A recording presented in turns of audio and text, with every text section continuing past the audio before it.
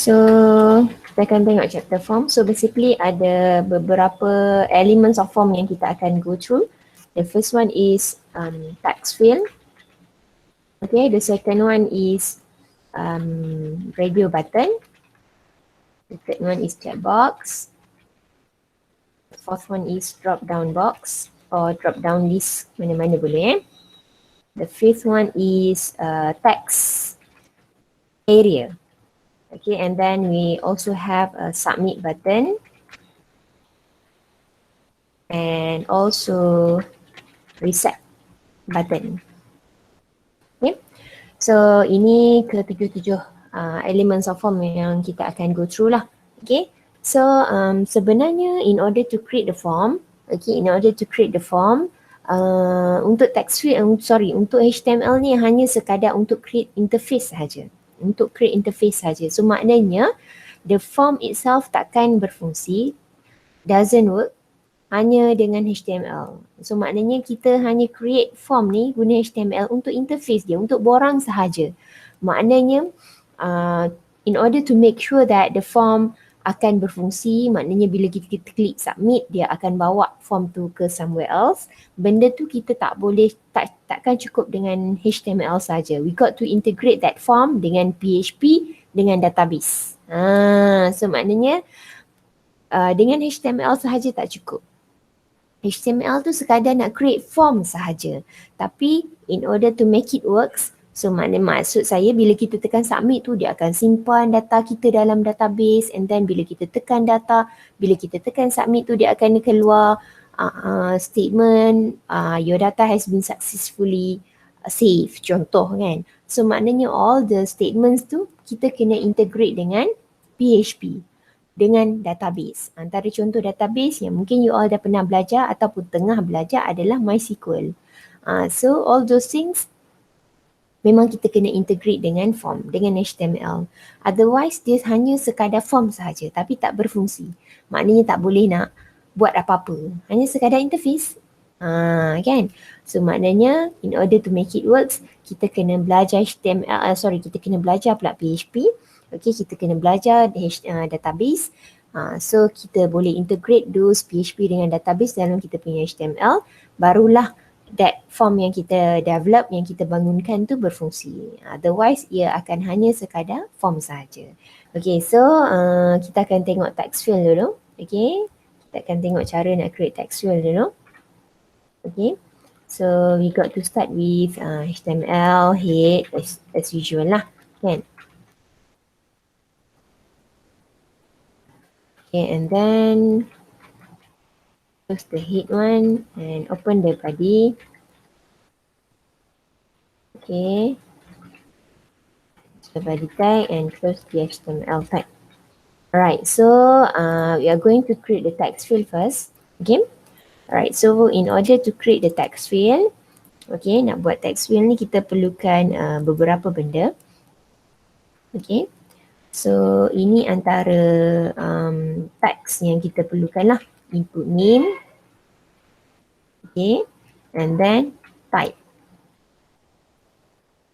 So in order to create text field, kita perlukan this text. Okay, so ini adalah code yang tag yang kita perlukan in order to create text field lah.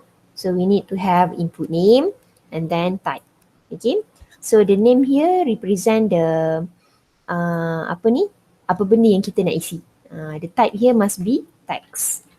Text ni untuk text field lah. So this is the most important one lah. The type must be text. Okay, input name kat sini it depends on the question. So kalau contoh kalau dia nak name kan, contoh kalau kita nak isi name, so kita letaklah name kat sini. Okay, so kita tengok dulu contoh. Okay, contoh. Okay, contoh paling simple. Let's say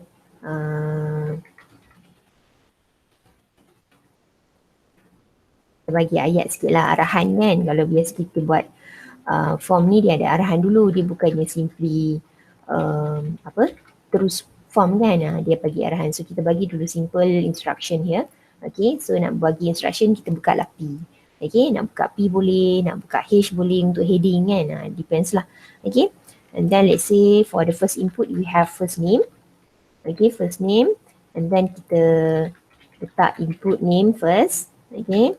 And then untuk input name ni, biasanya untuk input name kita akan letak apa yang kita nak tulis. Contohnya untuk first name ni kan. So kita letaklah first name. Okay. And then type. The type like I said just now must be text lah. Okay. And then, so this is for the first input. Kita nak ada first name. Kita letak first name kat depan, baru benda ni seterusnya, sebab kita nak petak text field tu dekat sebelah first name. Kalau kita declare benda ni dulu sebelum kita letak first name, so apa jadi? Dia punya petak ni akan berada dekat sebelum first name. So kita tak nak macam tu. Kita nak petak tu selepas first name. So that's why kita declare first name dulu, barulah kita buka tag. Okay?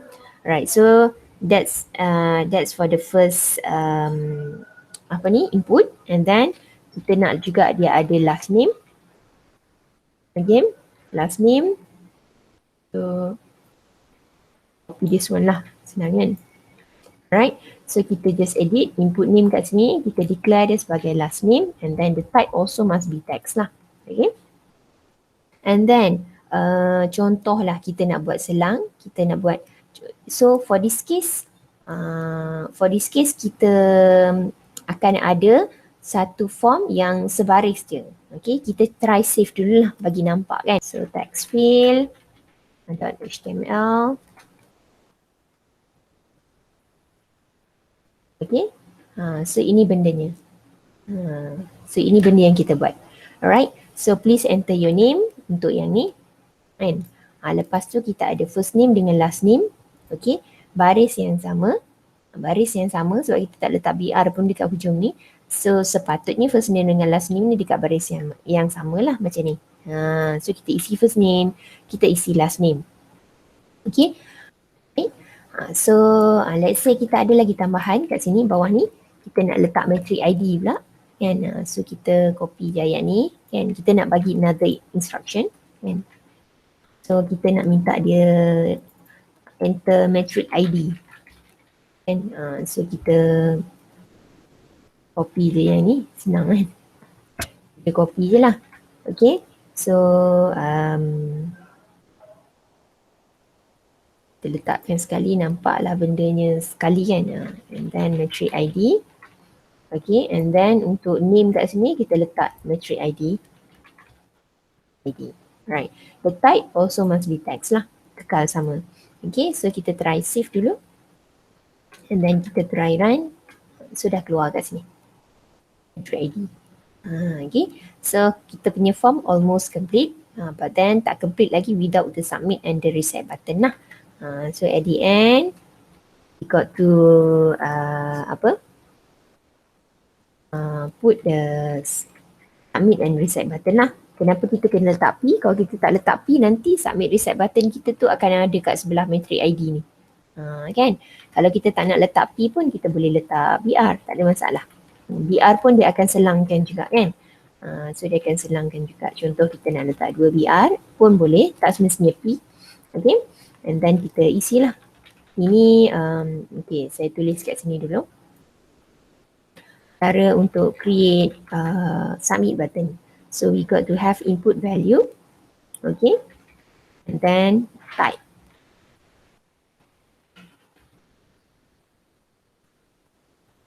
Okay. So input value kat sini bergantung kepada soalan. Contoh kalau submit button ni ada setengah soalan dia tulis submit, ada setengah soalan send, ada setengah soalan save and so on. So bergantung kepada soalan. But then the most important one is the type must be submit. The type must be submit. Okay. So okay, kita letak dekat sini untuk submit button. Okay, value contoh untuk case kita nak buat button submit. Submit uppercase, huruf besar kan. So kita letaklah input value submit. Okay, ni untuk button submit. Okay, and then one more thing sebelah.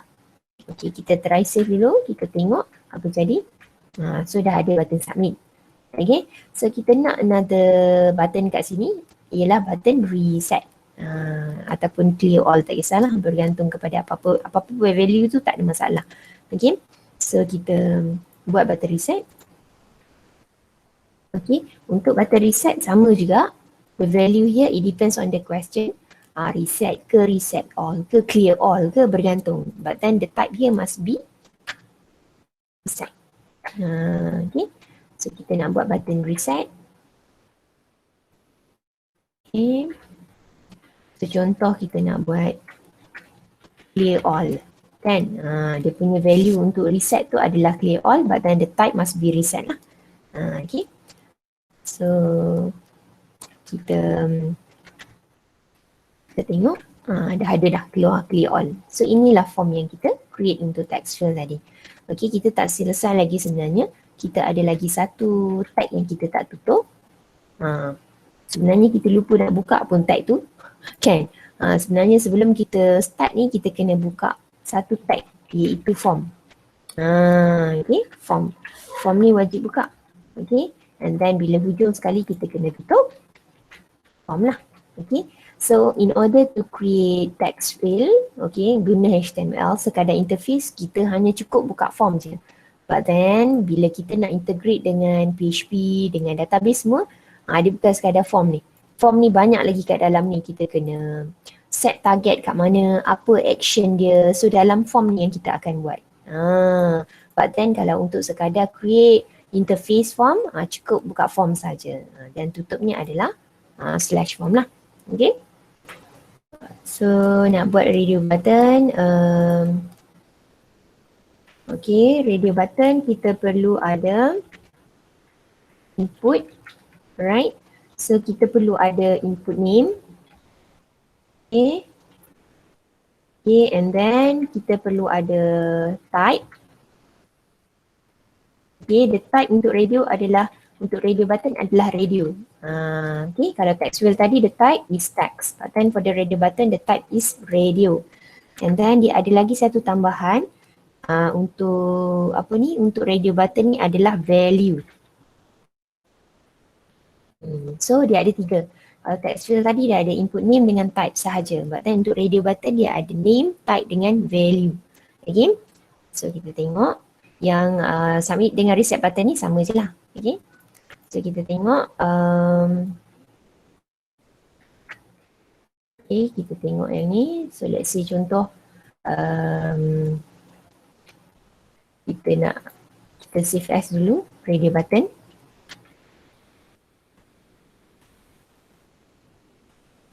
Okay, so kita padam yang ni. Padam. Okay, so contoh kita nak buat ayat lain lah kan. Kita nak pilih gender kan.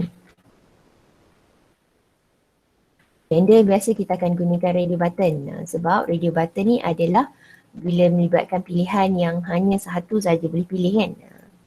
Okay, so let's say saya dah copy paste tadi daripada sini kan, daripada sini saya paste je lah dekat sini. So untuk radio button kita kena isi input name, kita kena isi input type, kita kena isi input value. So untuk input name kita boleh isi sebagai contoh, name ni dia lebih kepada macam jenis, jenis kan, jenis input yang kita nak masukkan tu. So saya declare dia sebagai gender lah. And then the type is radio, the value, value untuk radio button tu lah. Contoh untuk for the first radio button ni value dia adalah male, so kita letaklah male. Lepas kita declare benda ni barulah kita letak input dia dekat tepi ni, which is male. Kenapa kita letak kat tepi? Kenapa kita tak letak dekat dekat sebelum tadi kan? Sekejap saya tunjuk yang text field tadi. Ni yang text field tadi. Kalau text field tadi kita declare dulu benda ni, barulah kita letak coding dia. Sebab untuk case text field tadi, okay, untuk case text field kita nak letak kotak ni selepas nama ni. Bukannya kotak dulu baru nama. Tapi berbeza dengan radio button. radio button ni kita akan letak radio tu, button bulat tu dulu, baru kita letak nama. Okay, kita try save tengok radio button ni. Ni radio button. Sebab saya tak letak BR tu yang jadi macam ni kan. Okay, sekejap saya letak BR dulu. Tadi saya dah padam BR sekali.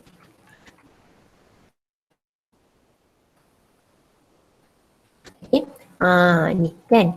So maknanya kenapa kita berbeza dengan text field. Kalau text field, kita letak nama dia ni dulu, baru kita declare text field. Tapi kalau untuk radio button, kita declare dulu, baru kita letak nama dia. So that's why dia terbalik dengan text field just now.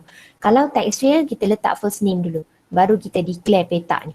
Tapi kalau untuk radio button, kita declare dulu button bulat tu, baru kita letak nama dia. So itu beza antara radio button dengan text field tadi. So ini untuk satu button. So contoh kita nak letak another button untuk female.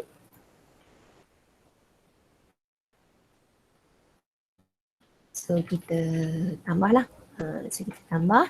And then bila kita tengok kat sini, dia ada kat sebelah. So bergantung. Kalau kita tak nak dia berada kat sebelah, apa yang kita perlu buat? Kita letak. Yes, letak BR. So bila letak BR, dia akan jadi ke bawah. Untuk checkbox, kita perlu input juga. Okay, kita perlu input. Okay, kita perlu input name. Okay, dengan type. Type must be apa? Agak-agak box. Okay.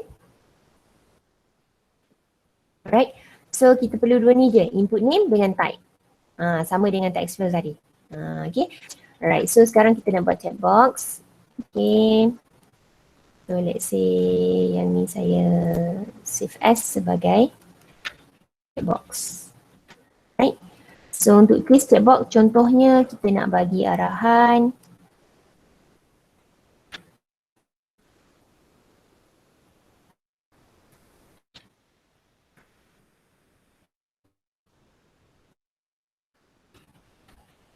Contohlah kan. So kita nak buat checkbox. Okay. So checkbox ni sama juga macam radio button.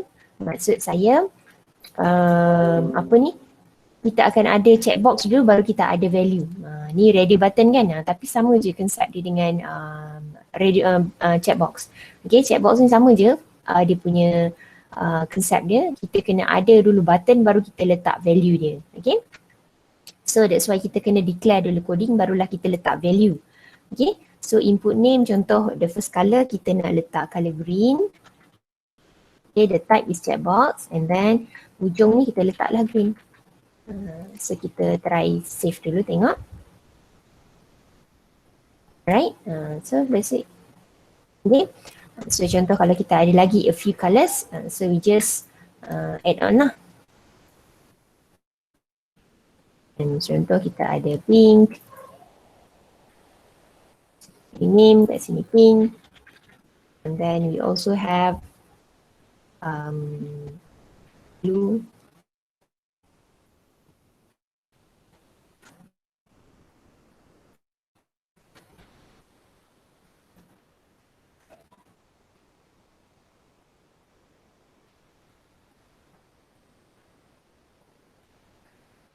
Contoh kan. Okay. So kita save and then kita refresh kat sini. So dia keluar macam ni kan. So kalau kita nak dia selang-selang macam tadilah, macam radio button just now, kita kena letak BR.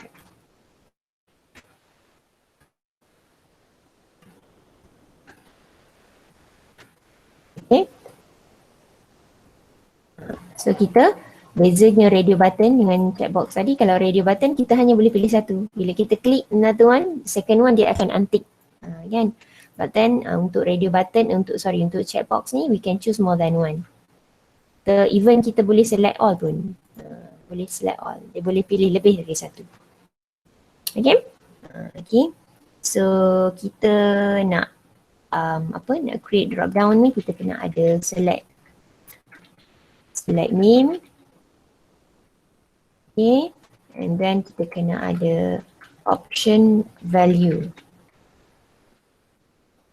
Kita kena ada dua type ni, select name dengan option value. Okay, and then untuk saya pegang tutup select je. Okay, so saya tutup select je. So maknanya select name ni, kan, select name ni saya tutup select. Option value ni saya tak tutup lah. Okay, so kita tengok dulu satu-satu. Okay, so let's say kita nak save yang ni lah sebagai drop down box ataupun drop down list, mana boleh Okay, so kita padam dulu. So kita punya instruction kat sini adalah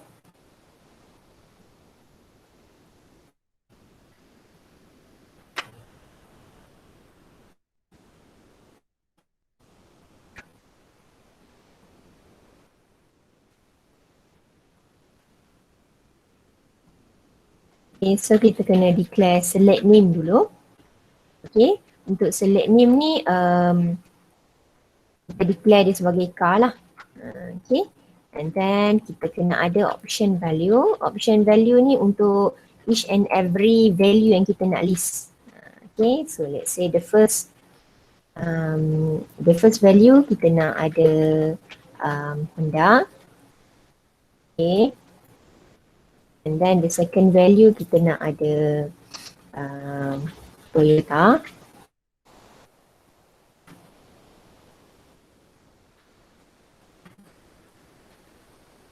Okay, and then the third value kita nak ada Nissan.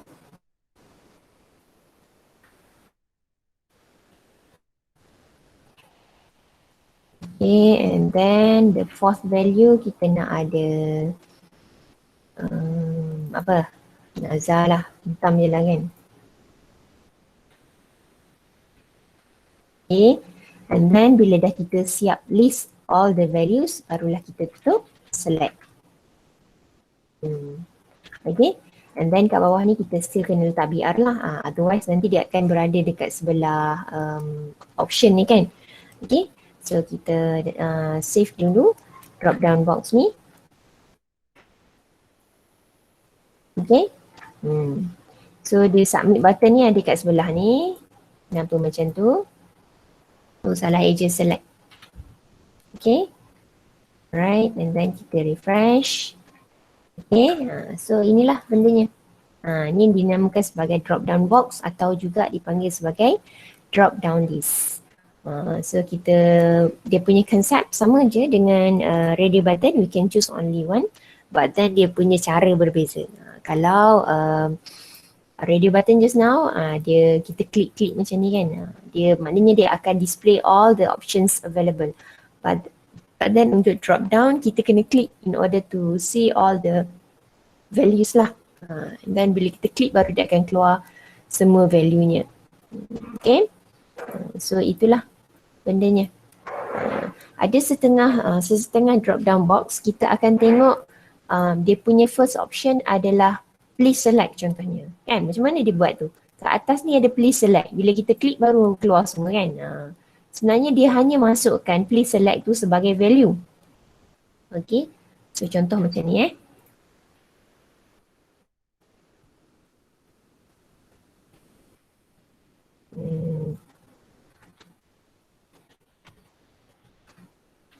contoh kan. So bila kita buat ni, dia keluarlah kat sini. Kan, so please select one, kita pilihlah mana. So itu bendanya. Alright, okay, so next kita akan tengok the last element. The last element of form, which is text area. Text area ni the simplest one. The simplest one. Dia perlu ada text area. Okay, text area rows. Kita specify berapa banyak rows kita nak. Dengan calls. Calls ni untuk column lah. That's it. Itu je. And then kita kena tutup text area lah. Itu je. Okay, so senang. Alright, so kita nak buat text area ni. Okay, kita copy dulu. Alright, kita save as text area. Okay, kita padam yang ni. Okay, so kita paste dekat sini. Alright, so contoh kita nak bagi arahan.